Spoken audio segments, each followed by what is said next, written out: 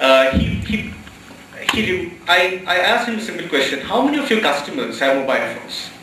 He said, he said pretty much all of them. And then I said, how many of your customers are actually using this mobile phone to access microcredit from Equitas? And he said none. And the reason for that was this.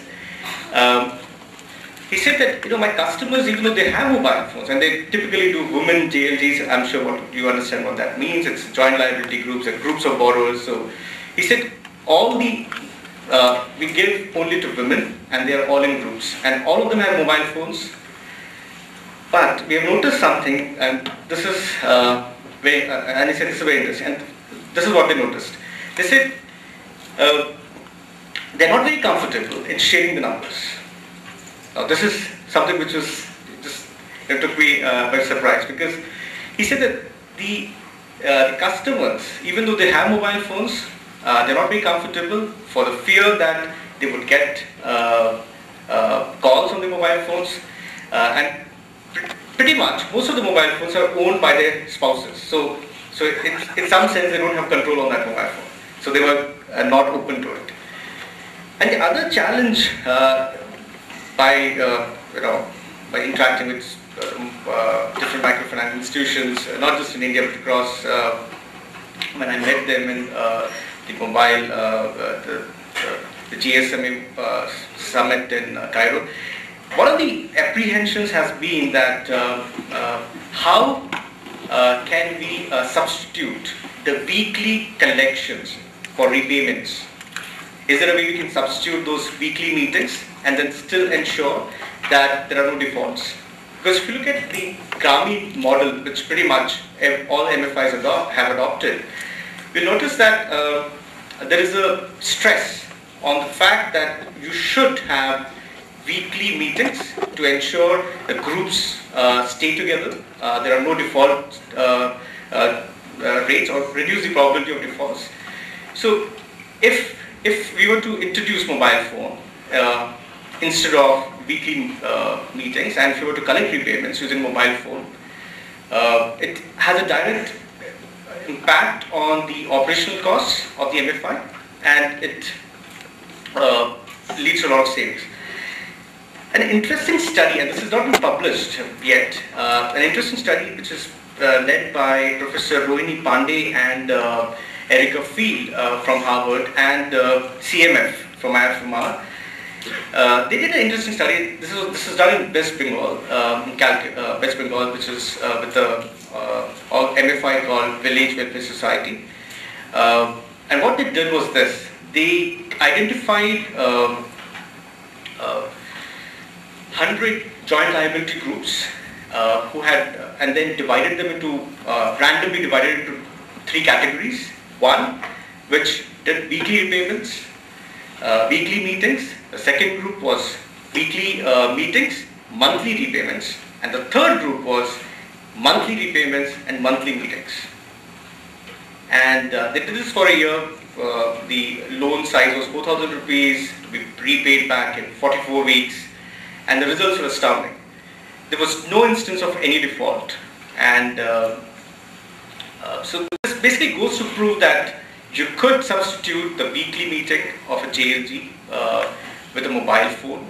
There again we have some examples from, I can quote from the Indian microfinance space, where if they cannot afford a mobile phone, then you can share a mobile phone. You can have SIM cards which you can plug them in a shared handset. For instance, a JLG can have one mobile phone which would cost as low as 1,200 rupees, and then each of the group members would get a SIM card which they could plug it in and then make a payment towards their to their MFI. So I think pretty much that's the space we are looking at, and also there's a clear opportunity not just in urban space but also in the rural households, purely because the penetration is not, even though the potential exists, unfortunately the penetration in the rural India is still very low, and this is where there's an opportunity that we can have shared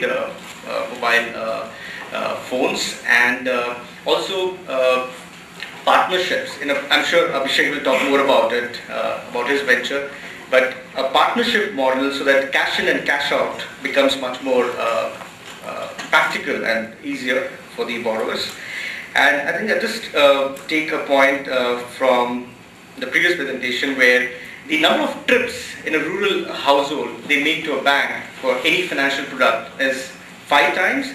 Just want to add something more to that. I think more important than the amount of time they spend or is the fact that they actually lose out on livelihood on that specific day or the amount of time they spend traveling, which is very unfortunate because the amount of money they lose is much higher than the cost of service which they pay for. So I think that's another factor which you should factor in, and I'm sure the customer will be willing to pay because there's a trade-off between if I lose 100 rupees because I travel 10 kilometers, I might as well pay 10 rupees and get the service right here in my village. So I'll sign off with this and let the discussion continue. Thank you.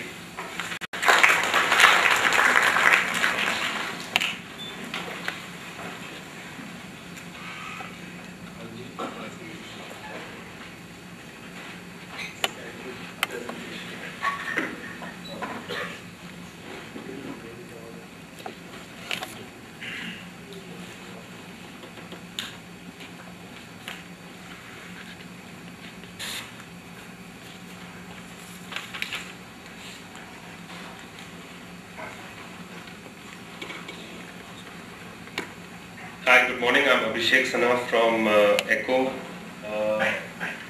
and I run a startup called Echo India Financial Services. We have started a pilot in Delhi. We have about 2,000 customers whom we provide simple banking services of opening a bank account and subsequent deposit and withdrawal of money. And we are doing this pilot with Centurion Bank of Punjab, now HDFC Bank, at a place called Uttam Nagar. But let me start this whole presentation by answering Ashish's question as to how we'll make money. And what will make us winners is if we achieve extremely low cost of transaction and servicing and a rapidly scalable model. And probably if we are on that right corner, as all of us want to be, that's when we'll be able to make money. So this panel decided that we'll try and take one topic at a time and address that. And I'm going to talk about regulations, so let me move on to the next slide. And how can we reach that right top corner? So I've listed some 5 bullets here. One is customer-friendly processes, and again, I'm not yet fully part of this community. I'm more a part of that community, but I'm trying to really understand the space. And what we have really understood is that, you know, when mobile started as an industry, it started from the top of the pyramid. And now if you want to take mobile as a channel, mostly because it's a low energy consuming device and it's always on, has penetrated segments, has penetrated geographic boundaries, then the only way to do it is to really lower the learning curve so that the adoptions are high.